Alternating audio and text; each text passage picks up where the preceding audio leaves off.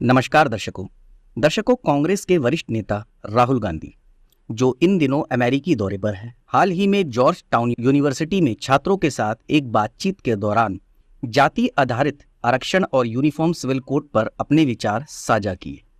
उनके बयान ने भारतीय राजनीति और समाज में एक नई बहस छेड़ दी।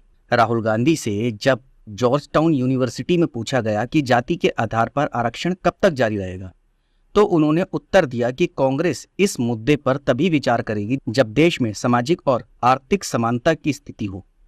वर्तमान में उनका मानना है कि ऐसी स्थिति नहीं है।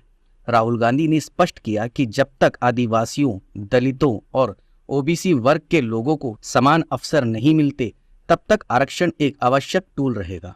उन्होंने उदाहरण देते हुए कहा कि जब आप वित्तीय आंकड़ों को देखते हैं तो आप आदिवासियों को 100 रुपए में से केवल 10 पैसे मिलते हैं, दलितों को 100 रुपए में से 5 रुपए मिलते हैं और ओबीसी को भी लगभग इतनी ही धनराशि मिलती है।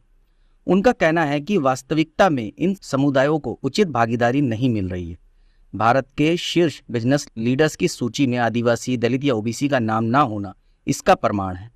राहुल गांधी ने जोर देकर कहा कि आरक्षण केवल एक साधन है और समानता लाने के लिए और भी कई उपाय हो सकते हैं।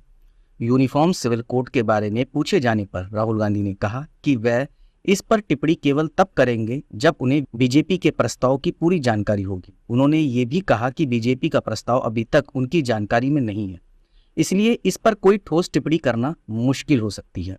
राहुल गांधी ने वर्जीनिया में प्रवासी भारतीयों के समुदाय को संबोधित करते हुए आरएसएस और बीजेपी के विचारधारा की आलोचना की। उन्होंने कहा कि आरएसएस की विचारधारा यही मानती है कि कुछ राज्य, भाषाएं और धर्म दूसरों की तुलना में कमतर है।